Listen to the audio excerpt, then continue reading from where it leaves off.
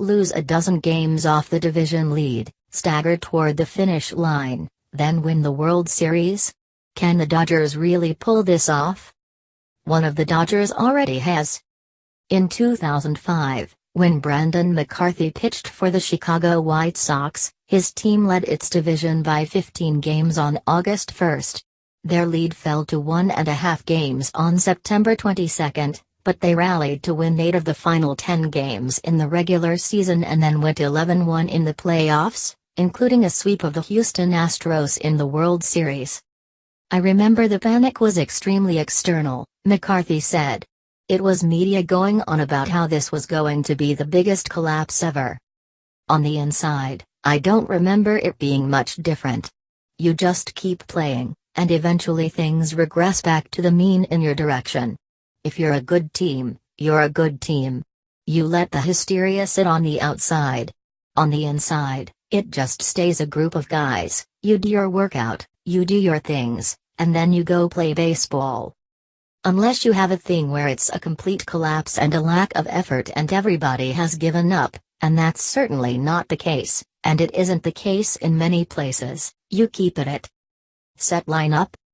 The Dodgers plan to use a set lineup as they close the regular season, manager Dave Roberts said, soon shifting out of the current mode of resting starters and easing players back from the disabled list.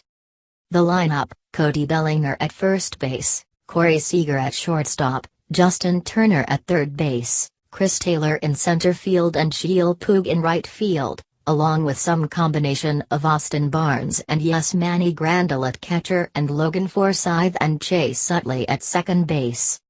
That leaves left field. Andre Ethier might be a fan favorite, but Roberts said it would be unrealistic to expect the oft-injured Ethier to play regularly. "We haven't seen it in 2 years," Roberts said. Curtis Granderson, Enrique Hernandez and Jock Pederson also could play there. Granderson started Monday, despite his .114 average in 21 games since joining the Dodgers. Roberts said the Dodgers want to get Curtis right. Said Roberts, "Outside of these last couple weeks with us, he's had a very productive year." Beat LA. Clayton Kershaw starts Tuesday and Yu Darvish on Wednesday, meaning the Dodgers' probable top 2 playoff starters won't pitch in the weekend series against the Washington Nationals, a possible playoff opponent. The Nationals won't start Max Scherzer in the series, and they might not start Gio Gonzalez. Darvish, who never has started at AT&T Park, will get his introduction to the Dodgers-Giants rivalry.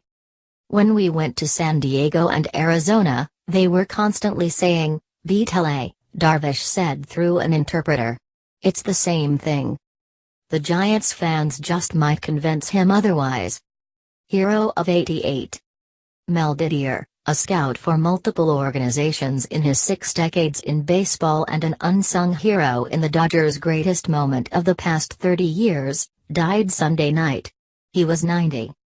When Kirk Gibson worked the count full against Dennis Eckersley in Game 1 of the 1988 World Series, he stepped out of the batter's box and remembered Didier's scouting report on Eckersley, "Pardner, sure as I'm standing here breathing, you gonna see a 3-2 backdoor slider."